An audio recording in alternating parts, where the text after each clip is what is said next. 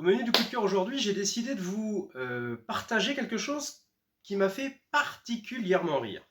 Alors c'est pas un hasard, hein, parce que là ce que je vais vous présenter, c'est pas un premier tome, c'est en fait un deuxième tome, ou plus exactement un deuxième one-shot, donc une histoire complète. Le titre, je vais vous le dire tout de suite, mais surtout je vais vous parler d'abord de son auteur. Auteur complet, Bruno Duhamel, qui pour la, je sais pas, quatrième, cinquième fois, nous fait tomber sous le charme de ses récits. Alors, quand je dis c'est pas la première fois, hein, on avait déjà eu pas mal de ces récits comme Le Retour, qui est peut-être pas forcément le plus drôle, mais qui était un des plus touchants, qu'on avait mis en coup de cœur, ou encore Nouveau Contact, qui était particulièrement hilarant. Il est tellement doué pour dépeindre des personnages ou en couleur, avec des punchlines à mourir de rire, que là, franchement, quand le deuxième est arrivé, je suis tombé sous le charme. Alors, c'est quoi cet album, ces albums?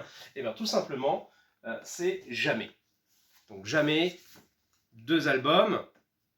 Le nouveauté, c'est celui-ci, Jour J. Enfin, le Jour J, et Jamais tout court. Alors, qu'est-ce que c'est que Jamais? Jamais, c'est avant tout l'histoire de Madeleine.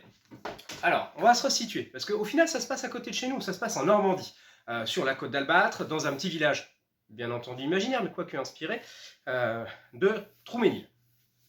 Oui, bien nommé, parce que vous allez très vite comprendre pourquoi. Donc Trouménil, qu'est-ce qu'il y a à Trouménil? Forcément, les fameuses falaises qui font la réputation de la côte d'Albâtre, mais surtout, vous avez une superbe maison perchée à flanc de falaise. Bon, jusque-là, la carte postale est magnifique, hein, parce que c'est ça que je vous vends, c'est une carte postale. Sauf que voilà, vous n'êtes pas sans le savoir, la falaise, elle s'effrite. Petit à petit, ça grignote, ça tombe. Et forcément, la maison est menacée. Donc, jusque-là, tout ne va pas bien, mais jusque-ci, tout est normal. Donc je vous dépeins un peu le personnage de Madeleine. Elle est bien avancée en âge, mais sûrement pas des Cathy. Un caractère bien trempé et bien décidé à ne pas quitter sa maison. Alors ça fait pas les affaires du village et surtout du maire. Parce que le maire, il a envie d'une chose, c'est qu'elle décarre et vite. Donc pour ça, il essaye de trouver un lieu, etc., une maison de retraite pour qu'elle soit bien. Enfin bon, bref, ça c'est pas du tout humain, c'est juste qu'il a les pétoches. Parce que si jamais ça s'effondre, sur qui ça va retomber? Sur lui. Donc s'il peut la faire décarrer vite, eh ben, il va le faire.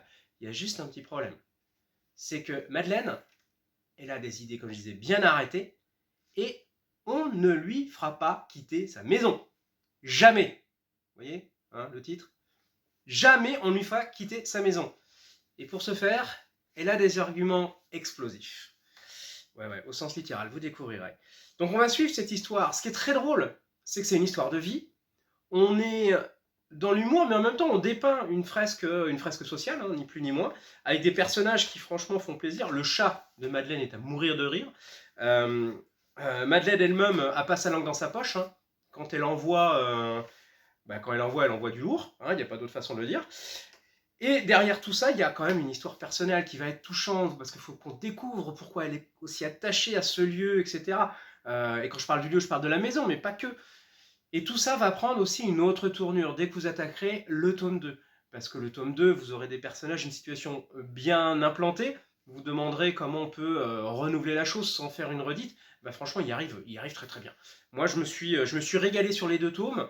Franchement, si vous voulez passer un bon moment où on rigole, c'est un moment plaisant, et puis en même temps, vraiment avec de la richesse, jusqu'à mettre un peu de richesse historique dans le tome 2.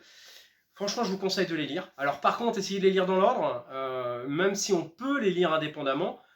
C'est juste un petit peu dommage de se déflorer ce qui s'est passé dans le 1, parce qu'il quand même, il arrive à très finement remettre la situation et les personnages. Après, c'est faisable.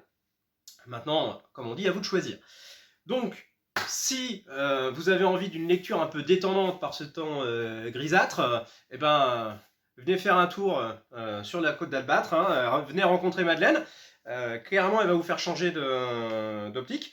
Et hormis tout ça, comme d'habitude, je vous souhaite une bonne lecture, une bonne découverte. Et si vous avez besoin d'en parler, vous savez où nous trouver. Allez, à bientôt.